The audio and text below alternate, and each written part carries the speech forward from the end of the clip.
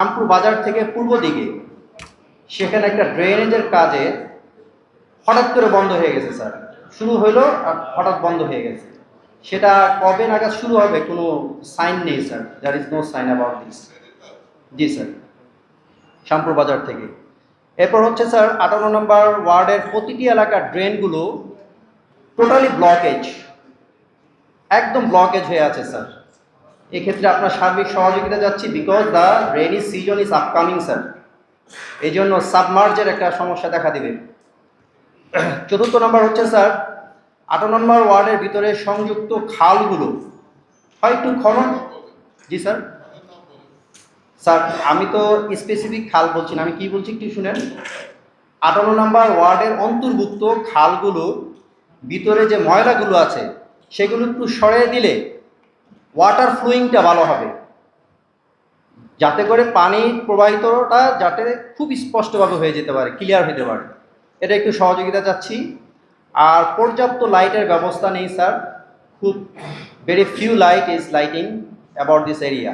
অঞ্চল ৯ ওয়ার্ড ৬৩ শহীদ মুক্তিযোদ্ধা মুজাফর সড়ক হালতপাড় হইতে কাজলারপাড় কবরস্থান পর্যন্ত আমাদের ল্যান্ডফিলের পশ্চিম পাশে কবরস্থানটা স্যার, এই রাস্তাটার উন্নয়নের কাজ চলমান, কিন্তু এই কাজটা যাতে একটু দ্রুত হয়। এবং এটা স্যার ইটের সোলিংয়ের জন্য দেওয়া অনুমতি হয়েছে, কিন্তু এইটাকে যদি সিসি করে দেওয়া হয় তাহলে আমাদের লাশগুলো নিতে সুবিধা হয় স্যার। কালকে স্যার আপনি ওখানে দানাদায় গেছেন স্যার, আমাদের ওইখানে কাজলারপাড় ওইটারই পূর্ব পাশে এবং ল্যান্ডফিলের মধ্যে এই দুইটা জায়গার মাঝখানে এই রাস্তাটা স্যার। এটা যদি স্যার একটু আমাদের দ্রুত কাজটা সম্পন্ন হয় বর্ষা আসার আগে, তাহলে আমাদের সুবিধায় কাজটা চলমান আছে স্যার। এটা দ্রুত হওয়ার জন্য অনুরোধ রইল স্যার। এই একটা বিষয়। আর একটা বিষয় আছে স্যার, আমাদের এই এলাকায় একটা রাস্তাও আরসিসিও নেই, কিছুই নেই, মানে সিসিও নেই, কোনোটাই নেই। আর দুটো দরখাস্ত আছে স্যার, এই কাজ যদি আমাদের একটু করে দেওয়া হয় তাহলে আমরা অনেক কৃতজ্ঞ থাকবো স্যার। যারা বিগত দিনে ছিলেন তাদেরই নেতাকর্মীরা দোকান বসিয়েছে, তা আমি এটার ব্যাপারে অনেক বারবার গিয়েছি। আমি বারবার বলেছি যে আপনারা রাস্তার মুখ থেকে এই দোকানগুলি সরিয়ে দেন, রাস্তায় যানজটের সৃষ্টি হয়, দেখতে অড লাগে। কিন্তু তারা এটাকে পলিটিক্যালি ইস্যু নিতে এবং বিভিন্ন ওই যারা দখল করে আছে ওদের বাসার মেয়েরা এসে অত্যন্ত অষ্টব্য বাসায় গালিগালাজ করতো এবং তারা গাড়ি মানে দোকানটি উঠাবে না এরকম করতো, মারপিটিরই দিত।